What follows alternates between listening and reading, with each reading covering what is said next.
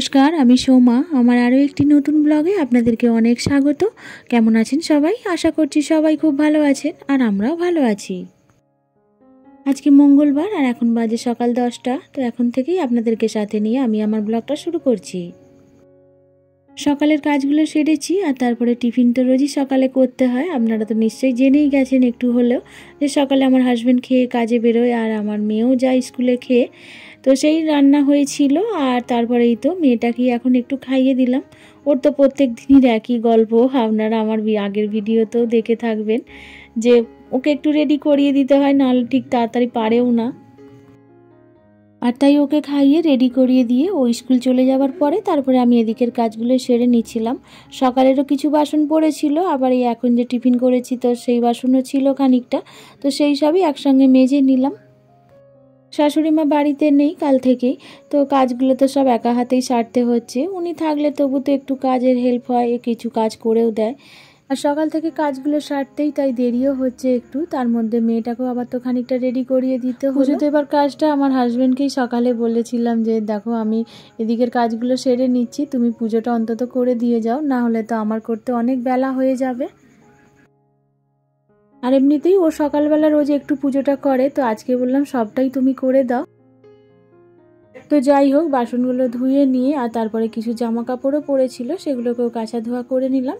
আর তারপরে একটু মাছ নিয়েছিলাম, সেটাকেও ধুয়ে বেছে, আর এই মাছটাকে ধুয়ে বেছে নিয়ে আর একটু নুন হলুদ মাখিয়েও রেখে দিলাম। আর তারপরে আমি স্নান করেও চলে এসেছিলাম।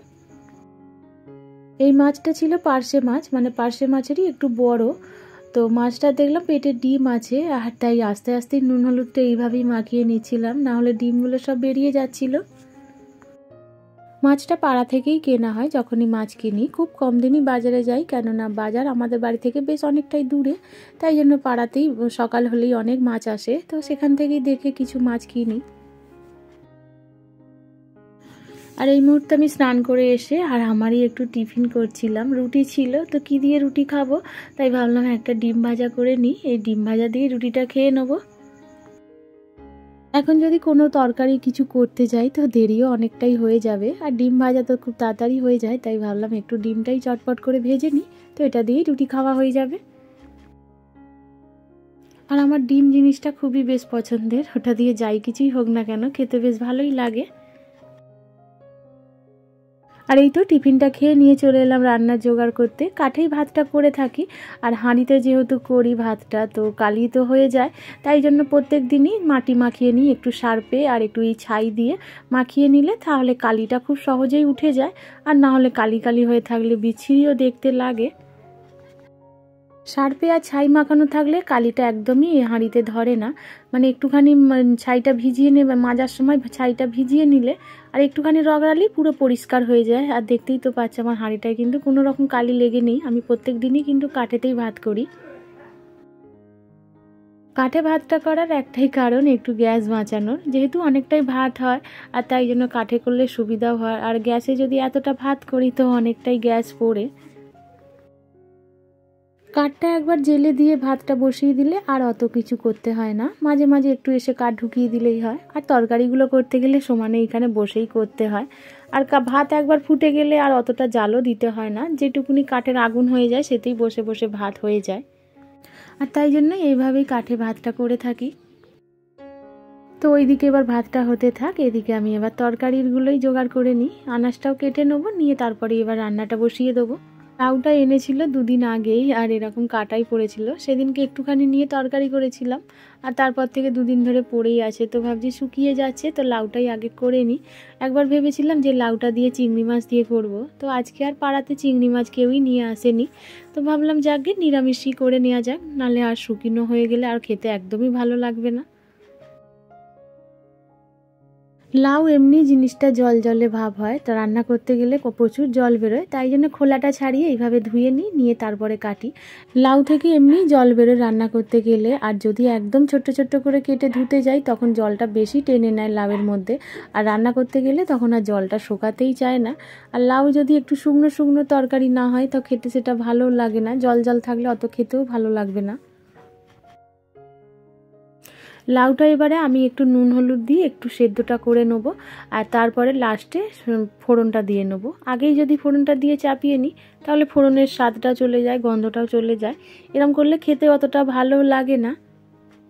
এক টুকরো লাউ রয়ে গেছিলো, কাটা হয়নি, এখন কড়াতেই দেখতে পেলাম, তো তারপর ওটাকে কেটে আবার দিয়ে দিয়েছিলাম। লাউটাকে আমি পুরোই সেদ্ধ করে নিয়েছি আর জলটাকেও পুরো শুকনো করে নিয়েছি। এবারে আমি 5 ফোড়ন, তেজপাতা আর অল্প একটু কাঁচা লঙ্কা দিয়ে ফোড়ন দিয়ে নেবো। এতে আর তেমন কোনো মশলাই দেবো না। এইভাবে লাউ করে দেখবেন, তো খেতে ভীষণই ভালো লাগে। নিরামিষ করলেও ভালো লাগে খেতে। কিন্তু এর মধ্যে একটু ডালের বড়ি দিলে খেতে আরও বেশি ভালো হতো, কিন্তু এই মুহূর্তে দেখলাম বড়িটা আমার কাছে নেই, শেষ হয়ে গেছে, তাই শুধুই করে নিলাম। ফোড়নটা দিয়ে কিন্তু আমি আর অনেকক্ষণ সেদ্ধ করব না, একটুখানি নাড়াচাড়া করে আর অল্প একটু মিষ্টিও দিয়ে নেবো। লাউ যেহেতু একটু মিষ্টি দিলে তার স্বাদটাও বাড়ে।